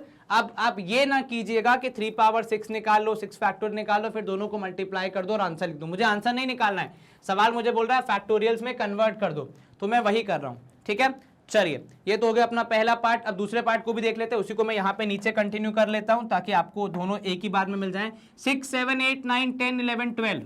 तो अगर मैं इसको देखूं, ये शुरू हो रहा है 6 से, खत्म हो रहा है 12 पे। मैंने जो फैक्टोरियल्स पढ़े हैं उसमें अगर मैं इसको देखूं तो इसमें शुरू के 1, 2, 3, 4, 5 मिसिंग है। अगर वो होते तो ये क्या बन जाता, तो ये पूरा हमारा पैटर्न कंप्लीट हो जाता और हम इसको 12 फैक्टोरियल लिख देते।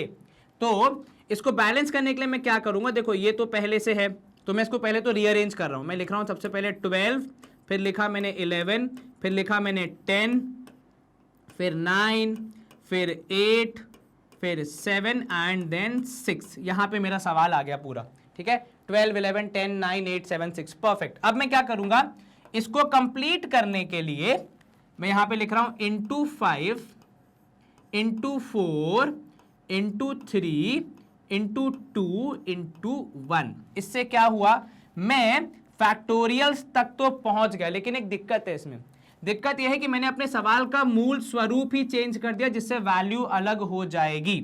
तो मेरा गणित क्या कहता है कि ठीक है, मान लीजिए आपने कुछ अच्छे रिजल्ट तक पहुंचने के लिए कुछ एक्स्ट्रा किया, तो अब गणित कहता है कि उसको बैलेंस भी कर दो। इन सेंस यहां अगर मैंने 5, 4, 3, 2, 1 से मल्टीप्लाई किया है इनको, तो मुझे हमारे एक्चुअल क्वेश्चन को 5, 4, 3, 2 एंड 1 से डिवाइड करना पड़ेगा। इससे ये जो मेरा मल्टीप्लीकेशन मैंने किया है वो बैलेंस हो जाएगा यहां पे डिवीजन से।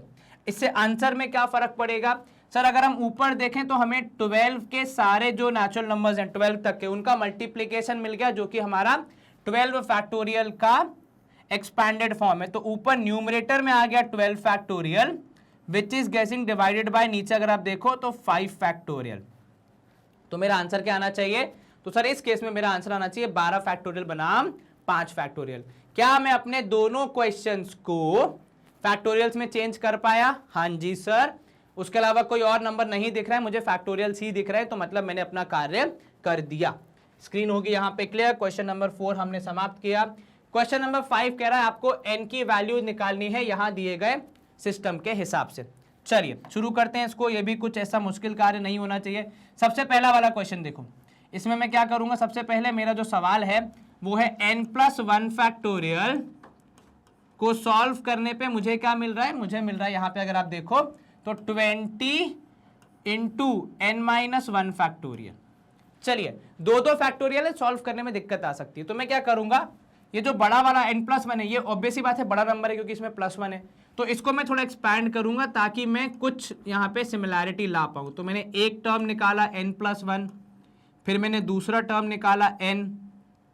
अब जब मैंने दो टर्म निकाल दिए हैं बाहर, तो मेरे फैक्टोरियल में से भी दो टर्म माइनस होने चाहिए।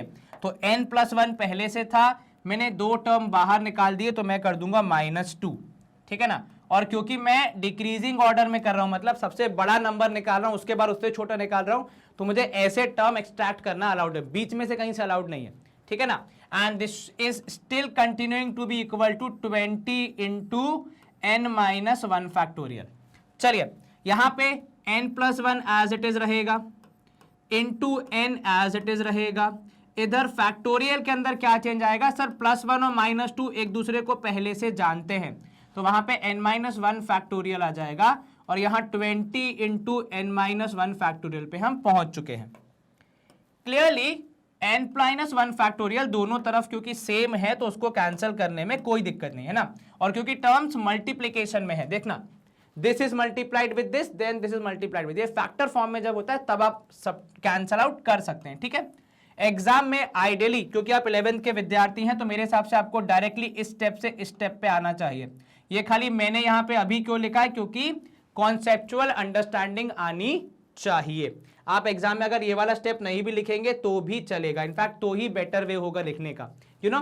चलो अब ये जो n और n+1 है, ये अकेले बैठ के क्या करेंगे, ये बोलेंगे भैया हमें भी जरा देख लो, तो हमने इनको मल्टीप्लाई कर दिया, तो आपको मिला n² plus n is equal to 20।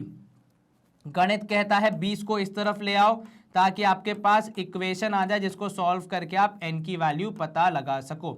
चलिए, अब n जो होगा यहाँ पे n स्क्वायर, इसके दो फैक्टर्स होंगे, एक +5n, दूसरा -4n, एंड ये हो जाएगा -20। अब आप यहाँ पे क्या करेंगे सर, एक n कॉमन हम यहाँ ले लेंगे तो हमें मिलेगा n+5। क्या मिलेगा भैया, n+5। लेकिन यहाँ पे लग रहा है पेन की इंक समाप्त हो गई है। भैया आ जाओ पेन दीदी। चलिए, अब इनको खाना पन्ने खिला दिया बढ़िया से, उम्मीद है ये चलेंगे। अब तो यहाँ पे आ जाएगा n कॉमन लेंगे आप अगर, तो अंदर आएगा n+5, ठीक है, क्योंकि आपने n as a factor common लिया है। यहाँ से आप -4 कॉमन लेंगे तो दोनों हो जाएंगे पॉजिटिव, तो आप बोलोगे n+5। अब आपके पास जो दो फैक्टर आएंगे उनमें से एक होगा n+5, दूसरा हो जाएगा आपका n-4, और ये = 0 अभी भी चल रहा है। अब दो चीजों को, दो फैक्टर्स को मल्टीप्लाई करने पे 0 आ रहा है। ऐसा कब हो सकता है सर, या तो पहली वैल्यू भी 0 होगी या दूसरी वैल्यू 0 होगी। तो हम दोनों केस लेंगे, दैट इज एक बार हम मानेंगे कि n+5 = 0 है, ठीक है, या फिर और हम मानेंगे कि या फिर n-4 = 0 है। दोनों को क्यों मानना जरूरी है, क्योंकि हमें नहीं पता दोनों में से कौन हो सकता है पॉसिबल केस। हो सकता है जब हम आगे इसकी कार्रवाई करें तो हमें कुछ ऐसे सिंबल्स मिलें जिससे हमारा यहाँ पे क्लैरिफिकेशन हो पाए। तो n की वैल्यू या तो -5 आएगी या फिर n की वैल्यू आएगी 4। अब इन दोनों को जो हमारे आंसर्स आए हैं अगर हम यहाँ रखें तो यहाँ पे होगा -5 -1 यानी -6 फैक्टोरियल, जो कि नहीं होता है क्योंकि नेगेटिव इंटीजर्स और फ्रैक्शंस के लिए हम फैक्टोरियल का इस्तेमाल नहीं करते। तो हम क्या बोलेंगे यहाँ पे कि ये जो n = -5 है ये है भैया बड़े ही दुख के साथ रिजेक्टेड, ठीक है। तो हमारा फाइनल क्या आंसर होगा, हमारा फाइनल आंसर होगा कि देयरफॉर n = +4 पॉजिटिव 4, क्योंकि अगर मैं उसको यहां रखूं तो 4 + 1 5, 4 - 1 is 3, दोनों जगह पे आपको सही वैल्यूज मिल रही है फैक्टोरियल के अंदर। चलिए, क्लियर हो गई ये सवाल, इतनी कुछ खास दिक्कत तो मेरे हिसाब से थी नहीं। हम कर रहे हैं स्क्रीन को clear and let's move to second question, जहां पे फ्रैक्शन और फैक्टोरियल साथ में आ रहा है, पर घबराने की बात नहीं है। जैसे आप नॉर्मली किसी भी केस को सॉल्व करते हैं, किसी भी फ्रैक्शन को सॉल्व करते हैं, वो कार्य आप नॉर्मली करेंगे, उसके बाद जहां पे फैक्टोरियल्स का नॉलेज लगना होगा वहां पे ऑटोमेटिकली आपको चीजें या सिंबल्स ऐसे दिख जाएंगे कि आपको क्या करना है। चलिए, सवाल था मेरा 1/5 factorial plus 1/6 factorial is equal to what, is equal to n/6 factorial. मान लो अगर फैक्टोरियल की जगह वेरिएबल्स होते कुछ x y z तो आप क्या करते, या नॉर्मल नंबर्स होते तो आप क्या करते सर, एलसीएम लेते। यहां भी हम वही करेंगे। तो हम एलसीएम अगर लेंगे तो थोड़ा सा ऐसा होगा कि 6 फैक्टोरियल यहां जाएगा इसके पास, 5 फैक्टोरियल यहां जाएगा इधर, और नीचे हो जाएगा 5 फैक्टोरियल इंटू 6 फैक्टोरियल। ये आपने एलसीएम ले लिया जो आप नॉर्मली बहुत बार करते हैं अपने जीवन में अब तक, है ना। And this is again going equal to n, that is √6, यहाँ sorry 6 factorial, there is no root, क्योंकि दोनों के डिनोमिनेटर में 6 फैक्टोरियल है तो मैंने कैंसिल कर दिया।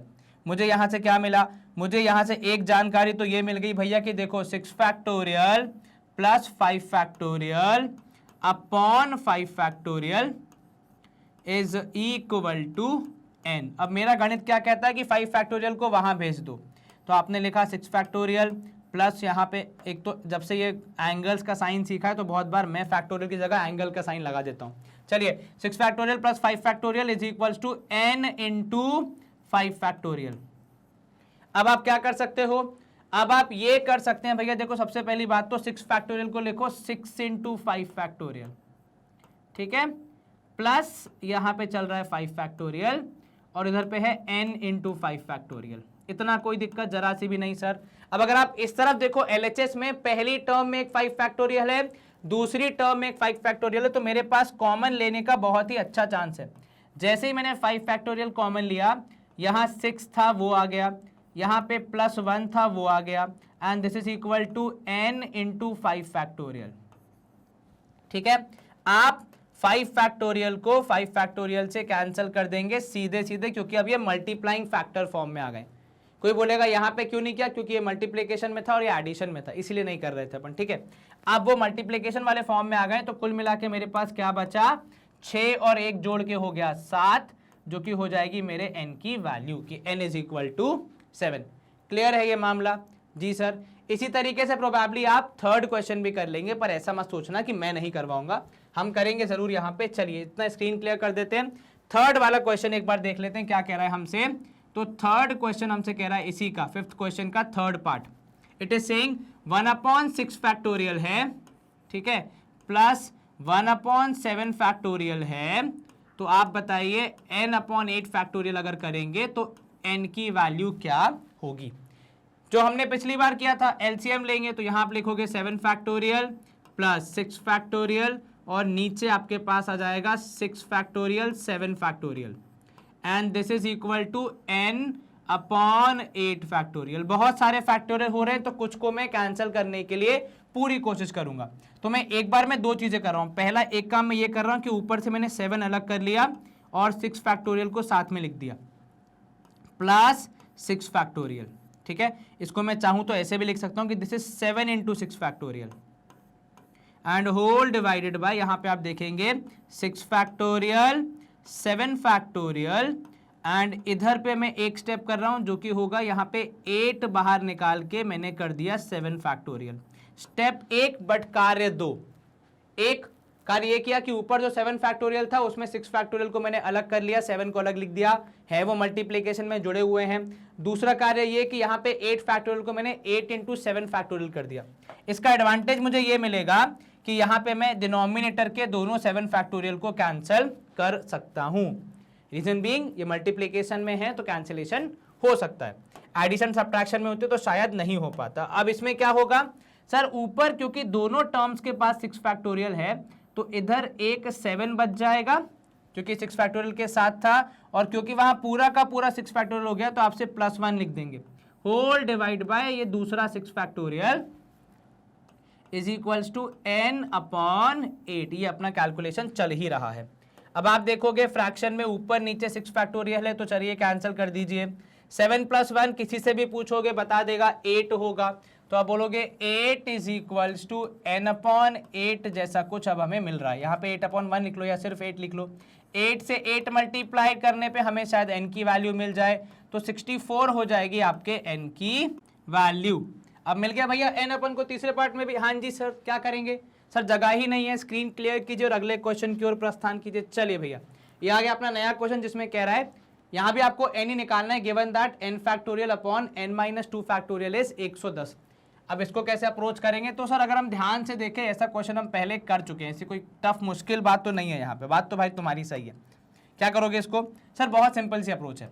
सबसे पहले हम ये करेंगे कि जो दोनों में से बड़ा है उसकी कुछ टर्म्स को बाहर निकालेंगे। तो पहला इवैल्यूएशन हमें यही करना है कि n बड़ा है कि n - 2 बड़ा है। सर सीधे सीधे कंपेयर करो, n में से वैसे ही 2 माइनस कर रहे हो तो वो छोटा ही हो जाएगा, बिल्कुल ठीक कहा आपने। तो आपकी अप्रोच क्या रहेगी कि n फैक्टोरियल में से कुछ टर्म्स को बाहर निकाला जाए जिससे कि वो छोटा होकर नीचे वाले डिनोमिनेटर जो अपनी वैल्यू है उसके बराबर आ जाए। तो मैंने 2 निकाल लिए, एक n दूसरा n - 1, इन दोनों को हमने अलग कर लिया, और अब हम नीचे देख रहे हैं अगर आप तो देखोगे n - 2 आ जाएगा यहाँ पे, ठीक है। अब n - 2 फैक्टोरियल ऊपर नीचे इजीली कैंसिल हो जाएंगे, ठीक है।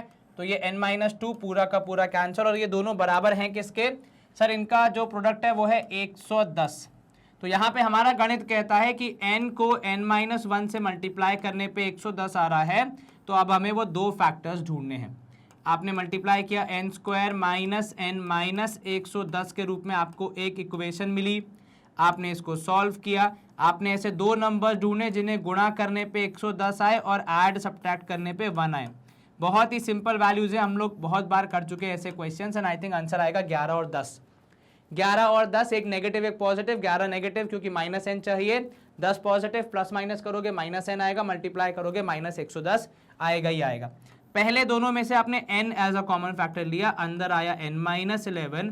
दूसरे दोनों में से आपने +10 फैक्टर लिया कॉमन, अंदर आया n - 11 इक्वल टू 0। 2 फैक्टर्स, एक हो जाएगा n - 11, दूसरा हो जाएगा n + 10, और ये हो जाएंगे 0 के बराबर। तो आपके n की वैल्यू आनी चाहिए या तो 11 के बराबर या फिर -10 के बराबर। -10 को हम क्या कर देंगे सर, रिजेक्ट कर देंगे, क्योंकि उससे हमारा n जो हमारा n फैक्टोरियल हो रहा है ना वो नेगेटिव हो जा रहा है, जो कि हमें अलाउड नहीं है। तो कुल मिला के n की वैल्यू क्या आएगी, तो आप लिखोगे यहाँ पे therefore n is equal to 11 है। क्लियर है, गुड टू गो। अब best of this lot is ये फिफ्थ वाला क्वेश्चन, जरा इसको देख लेते हैं, ठीक है। चलिए यहाँ पे हमने स्क्रीन क्लियर करी। फिफ्थ क्वेश्चन में हमें क्या बोल रहा है कि भैया यहाँ पे आपको इन दोनों का रेशियो दिया है 1:6। फ्रैक्शन को फ्रैक्शन से डिवाइड करना है, जैसे नॉर्मली करते हो वैसे ही सॉल्व करना है। कुछ ज्यादा रॉकेट साइंस नहीं है, कंफ्यूज गलती से भी मत होना और डरना तो बिल्कुल भी मत। चलो ऊपर लिखा है n फैक्टोरियल डिवाइडेड बाय नीचे देखो 2 इंटू इन यहाँ पे है n-2, राइट। नीचे आपके पास है, इसके नीचे भी है n फैक्टोरियल और यहाँ है एक 4 डिनोमिनेटर में which is multiplied with n-4 factorial, ठीक है। चलो और इनका रेशियो कितना है, तो सर इनका रेशियो है 1/6 का। अब जो चीजें यहाँ पे पहली बार में कैंसिल हो रही है, मैं तो उनको सीधे सीधे कैंसिल करूंगा, भाई मेरा समय बचेगा। सबसे पहले मैंने देखा कि न्यूमरेटर में n फैक्टोरियल से कैंसिल, ये 2 इस डिनोमिनेटर का इस डिनोमिनेटर के 4 से कैंसिल, 2 बचा, ठीक है। अब जितना डिवीजन मैंने सीखा है, ऊपर वाला फ्रैक्शन तो एज इट इज रहता है, लेकिन नीचे वाला फ्रैक्शन जो है वो रेसिप्रोकल होके ऊपर आ जाता है। तो नीचे वाले फ्रैक्शन में अगर आप देखो, एक डिनोमिनेटर में 2 है, एक n-4 है और एक यहाँ पे नीचे आ जाएगा 1 और ये इसका आंसर आएगा 1/6 फिलहाल के लिए, ठीक है। n-2 को हम शायद थोड़ा सा बड़ा वैल्यू है n-4 से, तो n-2 को हम एक्सपैंड कर सकते हैं, ठीक है। तो मैंने यहाँ पे n-2 को एक्सपैंड करना है, तो सबसे पहले एक आएगा n-2, ठीक है, एक आएगा n-3 और फिर आ जाएगा, अगर आप ध्यान से देखो तो n-4 फैक्टोरियल। क्यों, आपने 2 टर्म्स बाहर निकाल ली, पहले 2 था -2, 2 और बाहर निकाल लिया आपने, तो वो 2 से और कम हो जाएगा, तो -2 में -2 करो -4 हो जाएगा। और ये जो 2 ऊपर मल्टीप्लीकेशन में, इसको मैं भेज रहा हूं इधर 6 के पास, तो ये मुझे मिल जाएगा 12 के बराबर, ठीक है। ये क्या हुआ सर, ये 2 जो ऊपर मल्टीप्लीकेशन में था साइड चेंज करके नीचे आ गया। अरे एक और चीज भी तो है, तो इसको भी तो देखो आप, तो आप 1 की जगह पे क्या लिख सकते हो, 1 की जगह पे आप लिख सकते हो n-4 फैक्टोरियल। अब यहाँ पे एक इंपॉर्टेंट कार्य क्या होगा, n-4 से कैंसिल। चलिए जो लोग वो 2 से कंफ्यूज हो रहे हैं, मैं आपके लिए काम कर देता हूं कि यहाँ पे 6 ही रहने दो और यहाँ पे 2 रहने दो, ठीक है, अभी तो कोई दिक्कत नहीं है। अब क्योंकि n-4 फैक्टोरियल कैंसिल हो गए हैं, तो क्रॉस मल्टीप्लीकेशन होगा, तो 2 से मल्टीप्लाई होगा 6 और ये दोनों n-2 और n-3 आ जाएंगे इधर ऊपर। अब बस मुझे यही गणित लगाना है कि n की वैल्यू कैसे निकलेगी। तो 2 6 हो जाएगा 12, क्लियर मैथमेटिक्स। इधर ब्रैकेट का ब्रैकेट से मल्टीप्लीकेशन, तो n² -2n -3n +6 होना चाहिए, राइट। कैसे, n into n n², -2 into n -2n -3 into n -3n -2 into -3 is +6। अभी जो सारे टर्म्स हैं, पहले हम थोड़ा इनको सिंक्रोनाइज वे में लिख दें, तो ये हो जाएगा देखो n² -5n +6। अब मुझे क्योंकि इक्वेशन बनानी है, तो 12 को भी वहां भेज रहा हूं मैं, तो 0 -12, ठीक है। तो आपके पास बचा 0 = n² -5n -6, ये आपकी इक्वेशन आ रही है। अब मेरी मेहनत क्या है, मेरी मेहनत है इस इक्वेशन को सॉल्व करके अपना आंसर बताना। चलिए इक्वेशन है मेरी n² -5n और -6, ऐसे 2 नंबर चाहिए मुझे जिन्हें गुणा करने पे -6 आए और ऐड सब्ट्रैक्ट करने पे -5। कुछ लोग बोलेंगे सर 2 and 3, देखो 2 and 3 जब आप रखोगे तो आपका यहाँ पे परफेक्ट मैच नहीं होगा। रीजन बीइंग 2 and 3 दोनों को नेगेटिव होना पड़ेगा, तब जाके वो -5 बन पाएंगे। और -2 और -3 को मल्टीप्लाई करोगे तो +6 आएगा, लेकिन आपको चाहिए -6। तो इसका जवाब बेसिकली होगा कि -6n + n। हाँ, इस केस में आपका ऐड सब्ट्रैक्ट करने पे -5 भी आ जाएगा और -6 को 1 से मल्टीप्लाई करने पे -6 भी मिल जाएगा। पहले दोनों में से आपने n कॉमन लिया, अंदर आया n-6, यहाँ से लिया आपने +1 कॉमन, क्योंकि कुछ और है नहीं लेने को, तो n-6।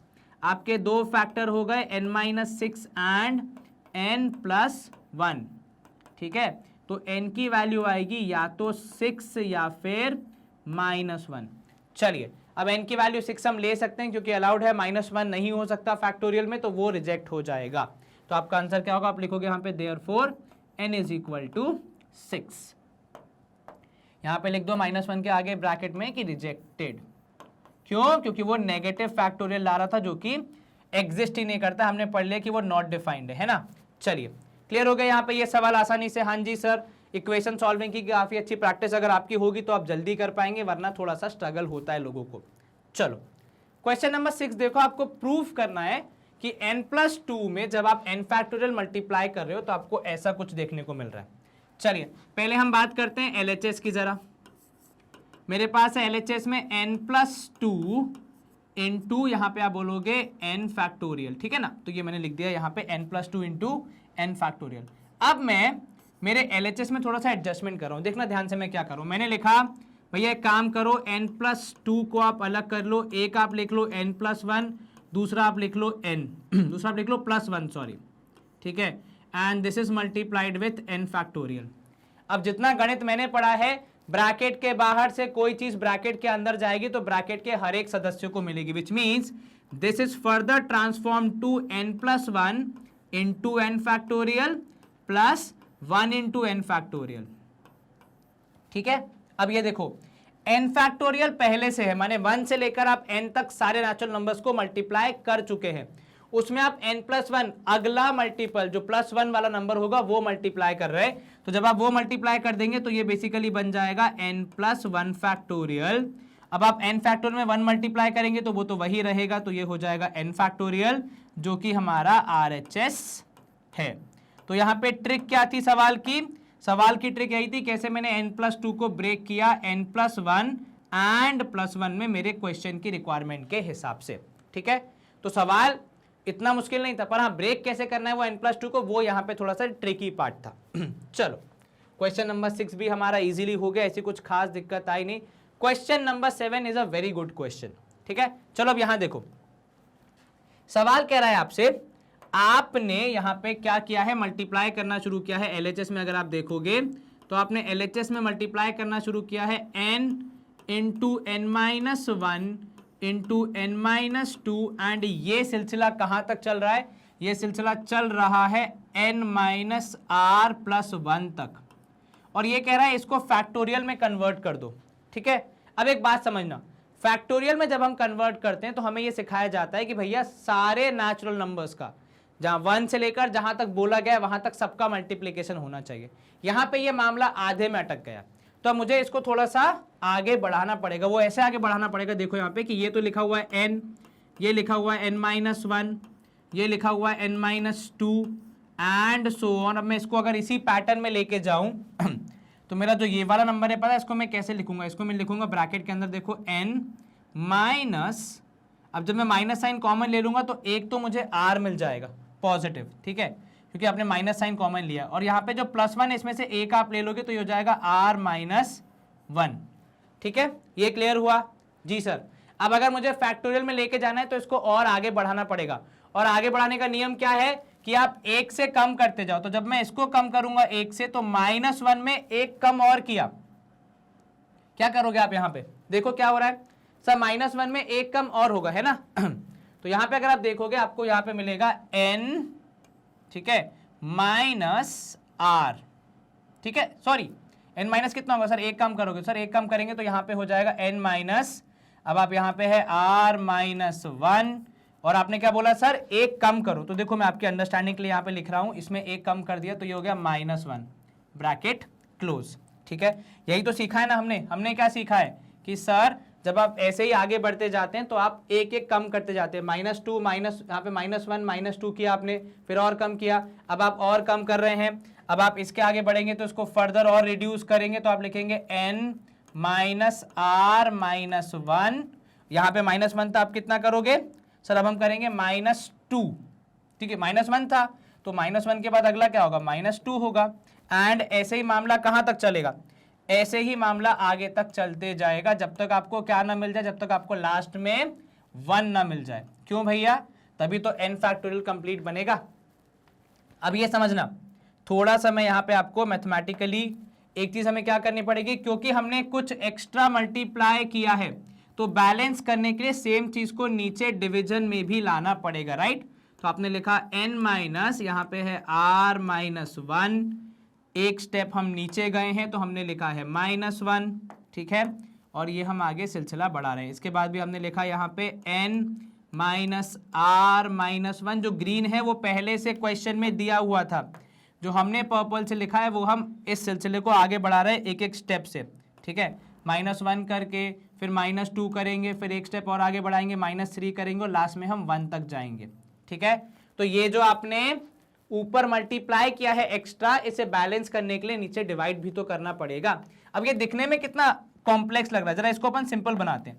तो ये देखो, ये तो अपना चल ही रहा है ऊपर वाला, जो पहले से क्वेश्चन में था, तो वो हमने लिख दिया कि n into n minus 1 into n minus 2, ठीक है, एंड सो ऑन। अब मैं ब्रैकेट को उसी फॉर्म में लिख रहा हूं जैसे वो था, तो वो है n माइनस आर प्लस 1, क्योंकि मुझे आपको समझाना भी है कि यहाँ पे हो क्या रहा है। इधर भी मैं सारे ब्रैकेट्स को ओपन करूंगा, तो n minus r plus 1 and -1, ठीक है। सर ये आप डायरेक्ट भी तो कर सकते थे, बिल्कुल कर सकता था, लेकिन अंडरस्टैंडिंग होना जरूरी है कि कौन सी टर्म तक मल्टीप्लाई हो चुका है और कौन सा आगे जा रहा था, कि आपका पैटर्न डिस्टर्ब ना हो, ठीक है। यहां पे भी आप इसको भी फर्दर सॉल्व करोगे तो ये हो जाएगा n माइनस आर प्लस 1 और ये हो जाएगा -2, ठीक है, क्योंकि -2 है यहां पे।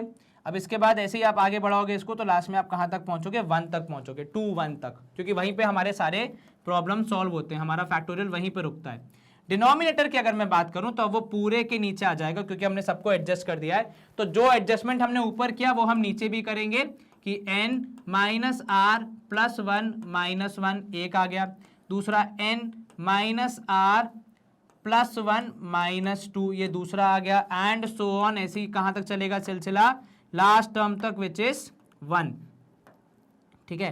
अब अगर आप देखो तो बहुत सारे -1 +1 हो रहे हैं, क्यों ना इन्हें कैंसिल कर दिया जाए। तो मेरे यहाँ पे अब सवाल जो है वो किस रूप में आ जाएगा, कि एक n है, एक है n-1